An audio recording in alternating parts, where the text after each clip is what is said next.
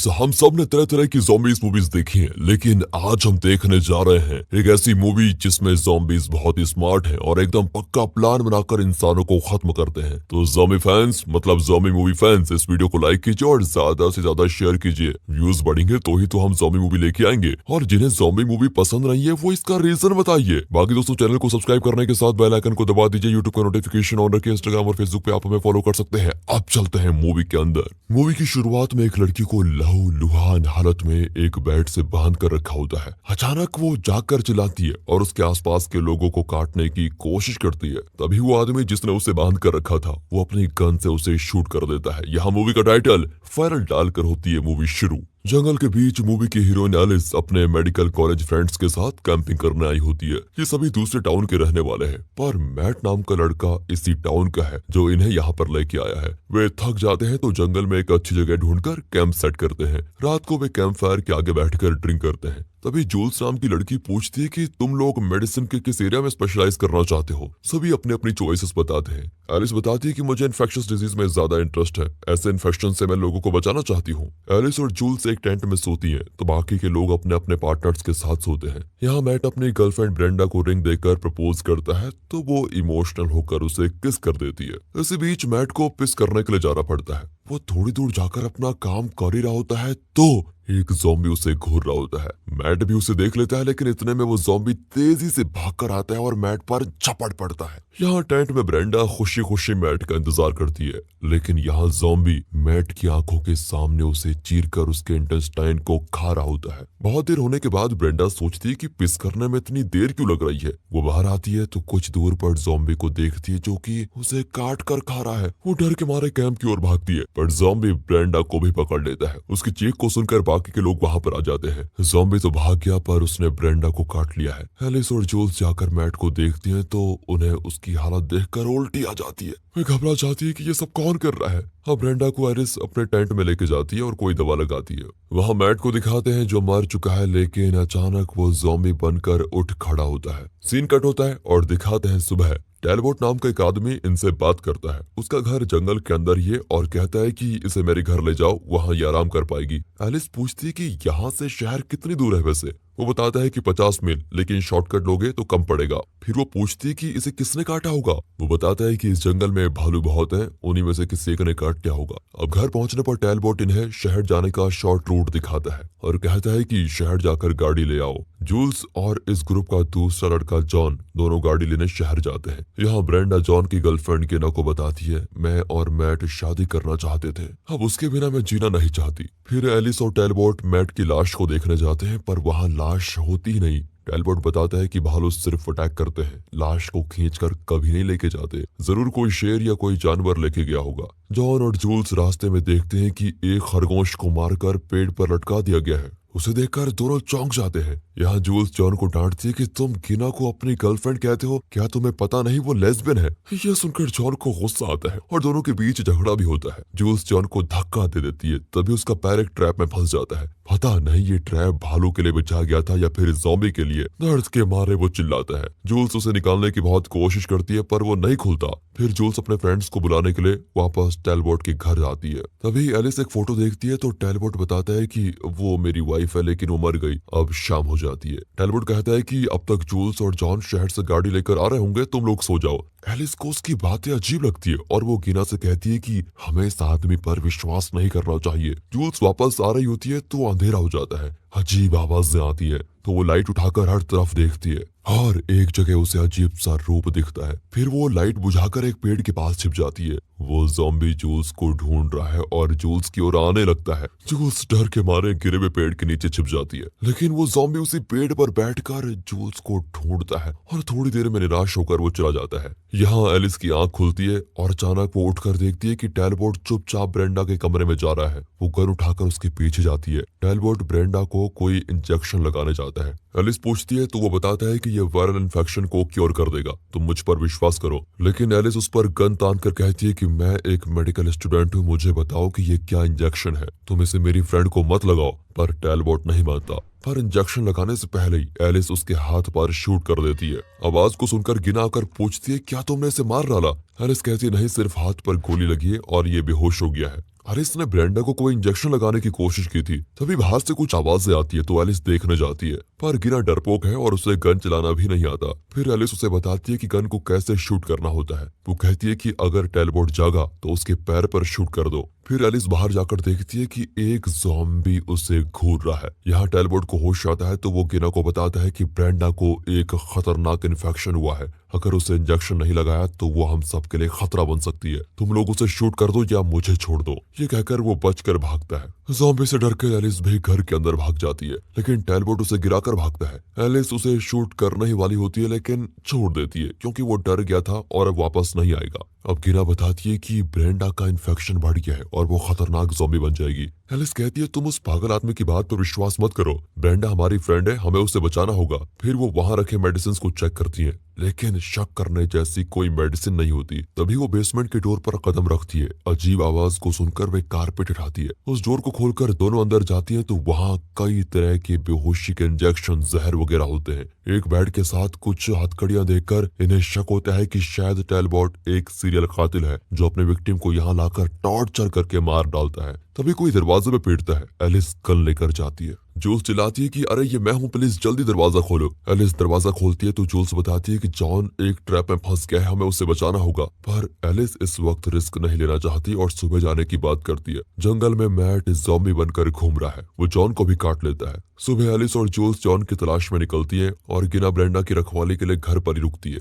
वो ब्रेंडा को दिलासा देती है कि तुम ठीक हो जाओगे, चिंता मत करो। इन्फेक्शन की वजह से ब्रेंडा के दांत एक एक करके निकलने लगते हैं। ये देखकर गिना और भी डर जाती है। वहाँ एलिस और जूल्स देखती हैं कि जॉन को भी शायद किसी जंगली जानवर ने काट दिया है। एलिस उसकी आंखें और पल्स चेक करती है कि ये जिंदा है भी कि नहीं। घर ले जाएंगे तो इसे बचा सकते हैं। दोनों एक स्ट्रेचर तैयार करके उसे घर लेके जा ही रही होती है। तभी वो थक कर एक जगह बैठती है। एलिस बताती है जब मैं छोटी थी तो मेरे पापा हंटिंग करते थे, पर वो मुझे अपनी गन को छूने तक नहीं देते थे। बहुत जिद करने के बाद उन्होंने मुझे शूटिंग करने की ट्रेनिंग दी और फिर एलिस का पहला शिकार था एक खरगोश। तब से उसे हंटिंग का बहुत शौक था। उन्हीं की ट्रेनिंग से वो इतनी अच्छी शूटर बन पाई। थोड़ी देर में दोनों फिर जॉन को उठाकर घर लेके आती हैं। अपने बॉयफ्रेंड की हालत को देखकर गिना बहुत रोती है। जूल्स उसे शांत करके अंदर लेके जाती है और बताती है कि शायद इसे किसी इन्फेक्टेड जानवर ने काट लिया है, इसलिए इसे भी इन्फेक्शन हुआ है। दिन के वक्त तो इसके शरीर में कोई रिएक्शन नजर नहीं आ रहा है, शायद रात को इसकी हालत बदल जाए, हमें वेट करना होगा। गिना जॉन के साथ अकेला रहना चाहती है तो एलिस और जूल्स बाहर आ जाती है।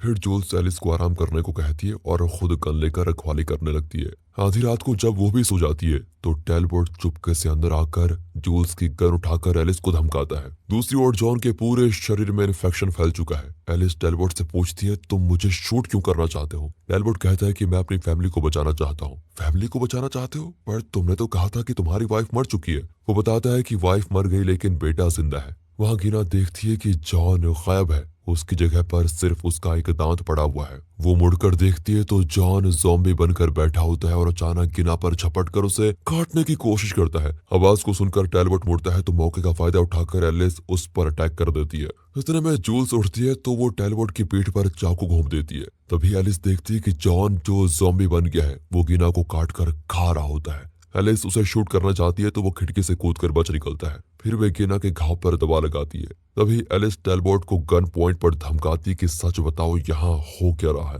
टेलबोट बताता है कि यहाँ फेरल नाम का एक खतरनाक वायरस फैल रहा है। सबसे पहला मेरा बेटा बैन इससे इन्फेक्ट हुआ और वही ज़ॉम्बी बनकर जंगलों में घूम रहा था। उसने रात को तुम्हारे 2 फ्रेंड्स को काटा था, उसी की वजह से जॉन और ब्रेंडा को इन्फेक्शन हुआ होगा। अब जॉन के काटने से गिना भी इन्फेक्ट हो चुकी है। जल्दी ये सब ज़ॉम्बी बन जाएंगे। दिन के वक्त वायरस उतना असर नहीं दिखाता है जितना रात को। एलिस को उसकी बातें बड़ी उटपटांग लगती है, लेकिन फिर भी वो रियलाइज करती है कि जॉन दिन के वक्त चुपचाप पड़ा हुआ था, लेकिन शाम होते ही वो ज़ॉम्बी बन गया। टेलबोट बताता है कि उसने अपने बेटे को बेड के साथ हथकड़ी पहना कर रखा हुआ था क्योंकि उसे विश्वास था कि वो इस इन्फेक्शन की दवा ढूंढ लेगा, लेकिन बैन बच निकला और एलिस के फ्रेंड्स को भी इन्फेक्ट कर दिया। सबसे पहले एक इन्फेक्टेड जंगली जानवर के काटने से बैन को इन्फेक्शन हुआ था। वो घर आया तो इन्हें लगा कि वो थोड़े दिन में ठीक हो जाएगा, पर वो ज़ॉम्बी में बदल गया। उसने अपनी वाइफ और बच्चों को भी काट कर खा लिया, फिर अपनी माँ को भी काट लिया। वे सब ज़ॉम्बी बन गए, इसलिए टेलबोट ने उन सबको शूट करके खत्म कर दिया, सिर्फ अपने बेटे को जिंदा रखा। लेकिन यही टेलबोट की सबसे बड़ी बेवकूफी थी।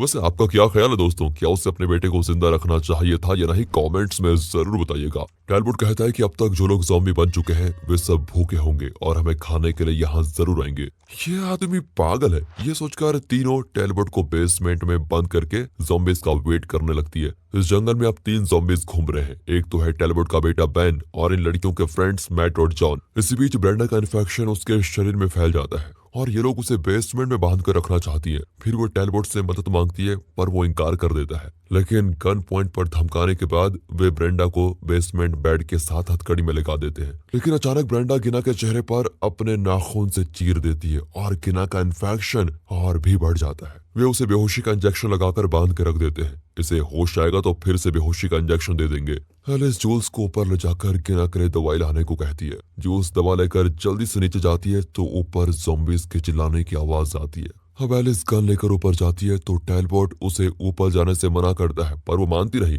वो देखती है कि ज़ॉम्बी ने मेन डोर पर छेद करके रखा हुआ है। एलिस उस छेद से झांकती है तो अचानक से ज़ॉम्बी अपने बड़े मुंह से उसे काटने की कोशिश करता है। एलिस फिर उसके मुंह से शूट करके उसकी कहानी खत्म कर देती है। एक ज़ॉम्बी तो गया। एलिस हर कमरे में जाकर चेक करती है। एक कमरे में ज़ॉम्बी उसके ठीक पीछे खड़ा होता है। इससे पहले कि वो एलिस को काटे, एलिस अचानक मुड़कर उसे शूट कर देती है। अब बेसमेंट में जूल्स देखती है कि गिना भी ज़ॉम्बी में बदल रही है, इसलिए वो उसे फिर बेहोश करना चाहती है। टैलबॉट कहता है कि मुझे खोल दो, मैं इंजेक्शन ढूंढ के उसे लगा दूंगा। मैं नहीं खोलूंगी, तुम सिर्फ ये बताओ कि इंजेक्शन कहाँ पर है। वो भी बता देता है और जूल्स इंजेक्शन को तैयार करने लगती है।